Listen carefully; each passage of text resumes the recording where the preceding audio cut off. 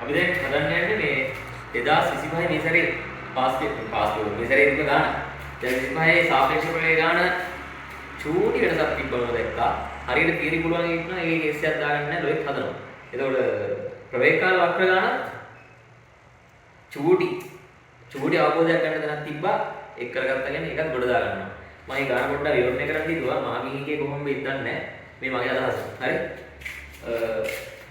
කියනවා චලිත විවරණයේ ආරම්භයේදී t සමානයි d දෙකෙන් නියත f ත්වරණයකින් f මන්දනයකින් සරල රේඛාවක් දී ගමන් කරනවා t අංශුවක්. යම් කිසි අවස්ථාවකදී චලිත විවරණයේ ආරම්භය වෙන මොහොතේ ඒ කියන්නේ t සමානයි බිඳුව වෙන මොහොත අපි චලිත විවරණය කරන්න පටන් ගන්න මොහොතේදී මෙයාගේ ප්‍රවේගය කියන 60යි කියලා. 60යි ms ඍණයකයි. මේ අවස්ථාවේ ඉඳන් මෙයා මොනවද වෙන්නේ? මන්දනයකට ලක් වෙනවා. මේක මොකද්ද? මන්දනයක්. නියත මන්දනයක්. හරි? ගාන සාරාංශ කරගන්න ඕනේ ඉස්සෙල්ලා. නියත මන්දනයකට ලක් වෙනවා. මේ මන්දනය බිඳුවට වඩා විශාලයි. කන්ඩිෂන් එක. ඊට පස්සේ මේක මේ චලිත විවරණයේ ආරම්භයේදී ඕක කියන ලක්ෂයක් තමයි පහු කරන්නේ. පහු කරලා මේ අංශු කොහෙද හරි තැනකදී නිසලතාවයටපත් වෙනවා. කොහෙද දැන් මම නිසලතාවයටපත් වෙන තැනට මම දාන්න අකුරක් d කියලා. මෙතෙන් තියෙන දුර මම s කියලා හිතනවා. දුරේ විස්ථාපනය. හරි?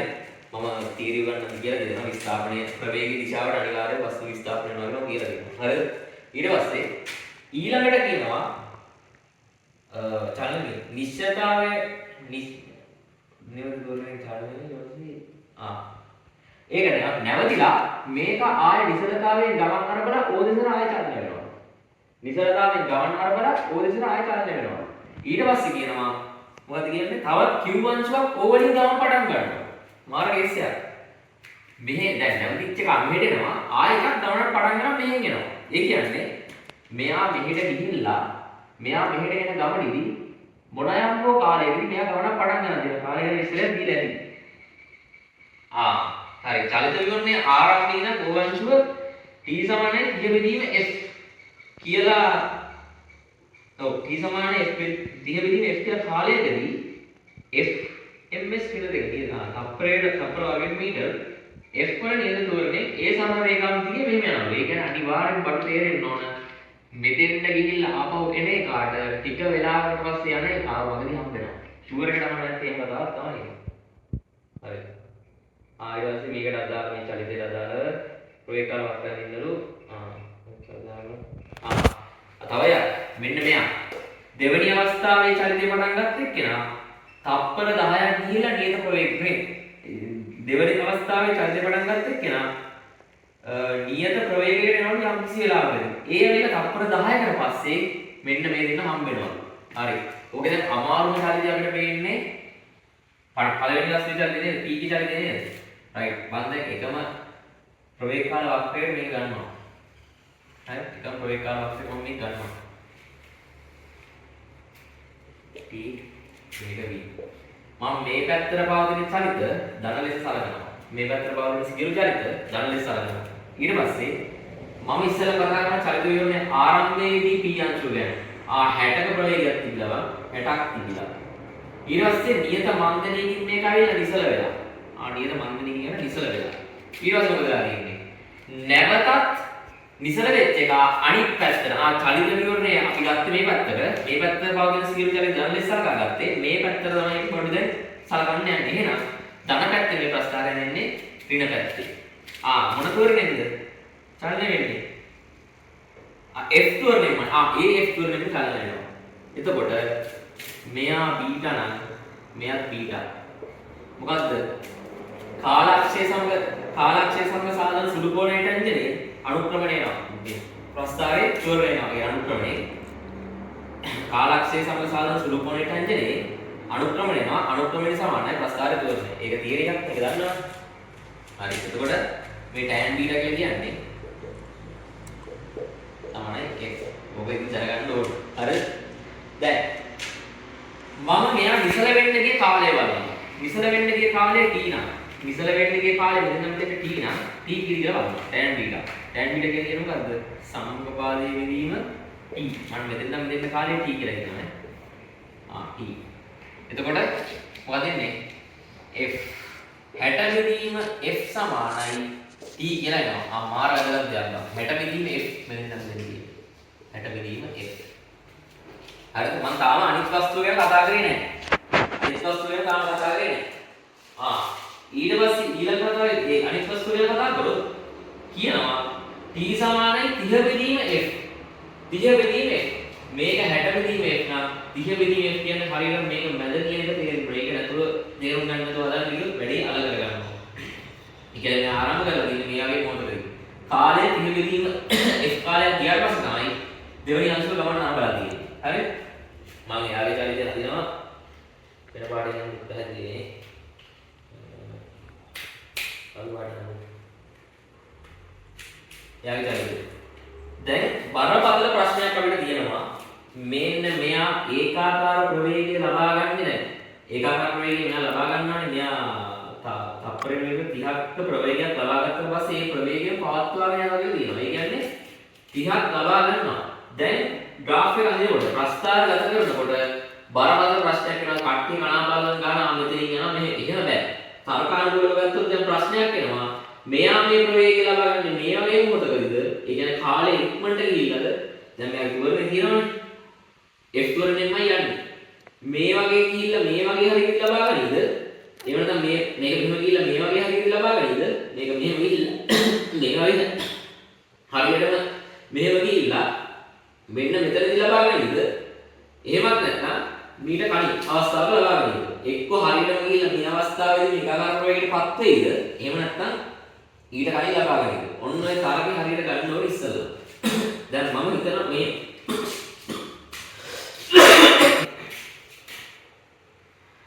මෙයා මම මේ වගේ අවස්ථාවක ඒකාකාර ප්‍රවේගයටපත් වෙනවා කියලා දන්නවා.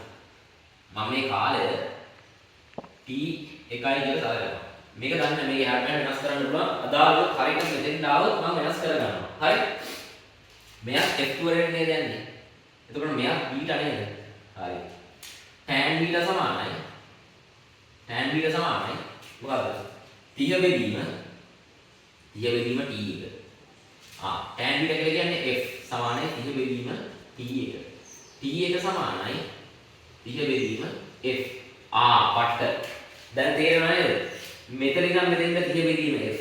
කාලයක් තියෙනවා. මෙන්න මේ t එක කියලා කියන්නේ 30 බෙදීම f කියන එක. ඒ කියන්නේ මේක අර්ධයක් නම් ඉතුරු වර්ගයේ b.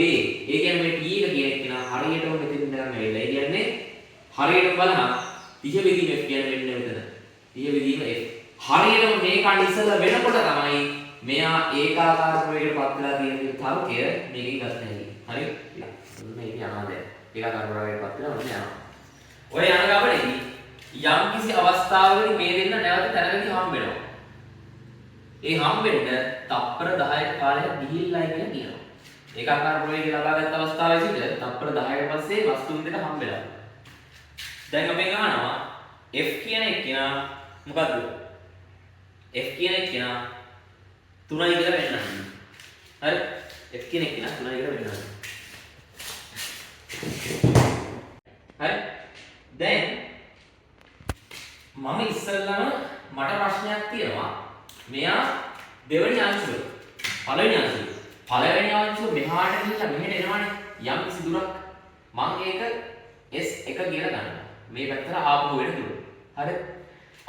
එතකොට චලිත විවරණය ආරම්භය කරන මොහොතේ සිට නැවත අංශු දෙක හමු වෙන ස්ථානයේ මෙතන කියලා මම හිතනවා. මේ ආපහු වෙන ගමනේ දෙන්න හමු වෙන්නේ මේ වගේ අවස්ථාවකදී. එහෙනම් ලස්සනම කතාව චලිත විවරණය ආරම්භ කරන මොහොතේ ඉඳන් වස්තු දෙක හමු වෙන තැනට තියෙන විස්ථාපන දෙන්නගෙම සමානයි.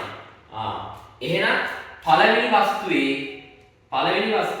චලිත විවරණය ආරම්භ කරන මොහොතේ ඉඳන් වස්තු දෙක හමු වෙන තැනට තියෙන විස්ථාපනය ඇවිල්ලා මුළු විස්ථාපනය අඩු කිරීම s1 නේද?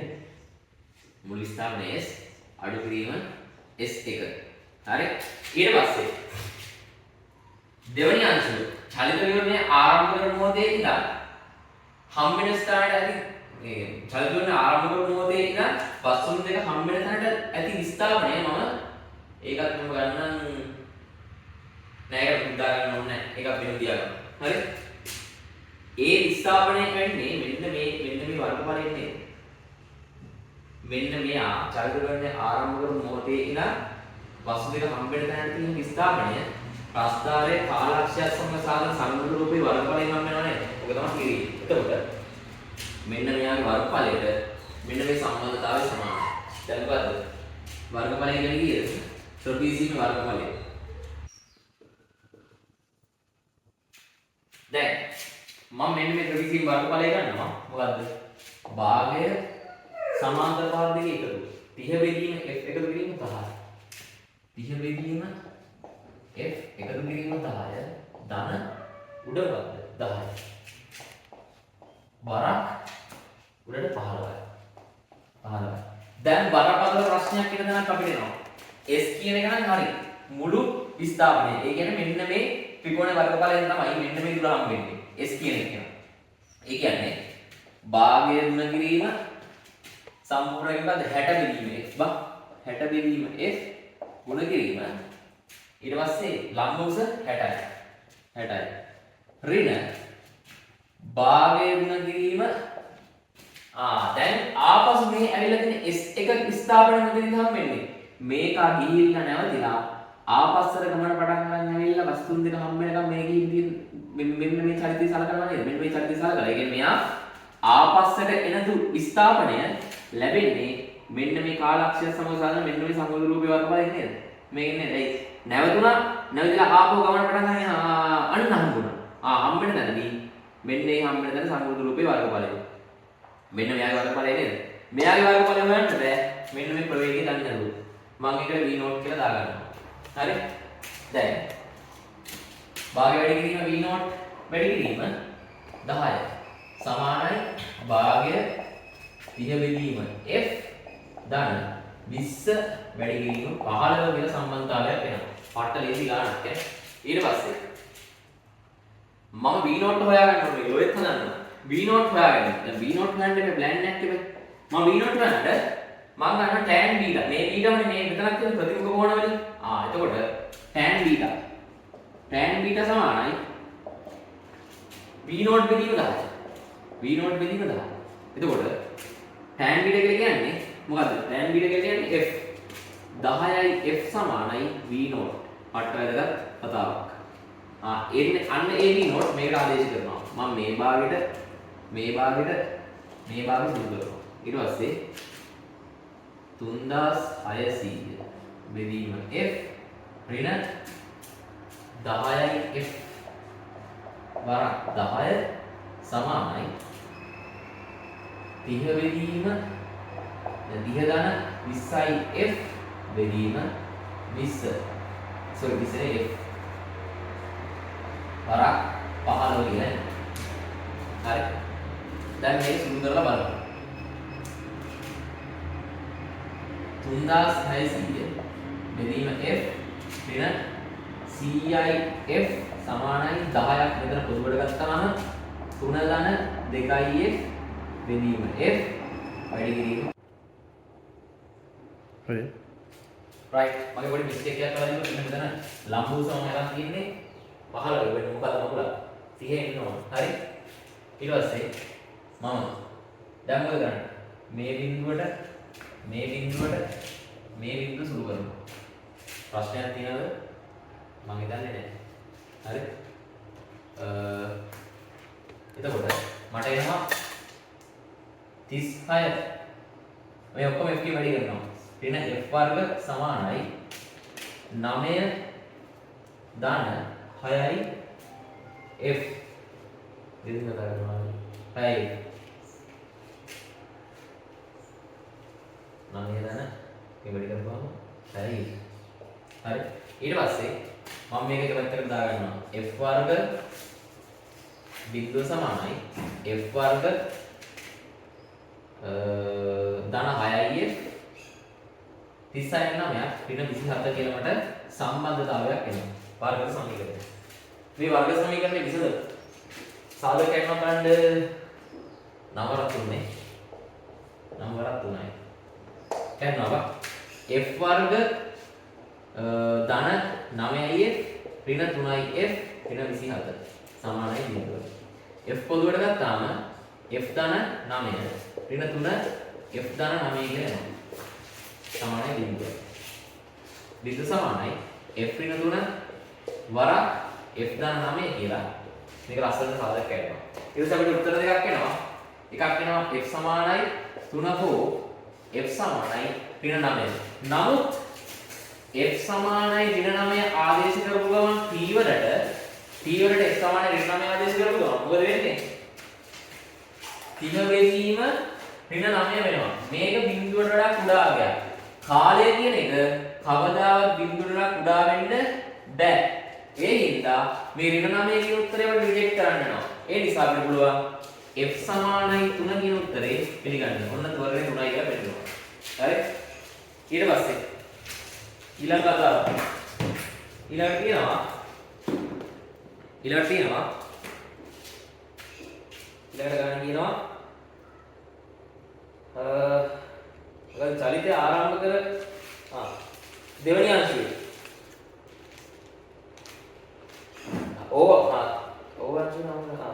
වස්තු දෙක හමු වෙන ස්ථානේ තියෙනවානේ. වස්තු දෙක හමු වෙන තැන මෙන්න මේ විස්ථාපනය අහනවා. මෙන්න මේක අහනවා.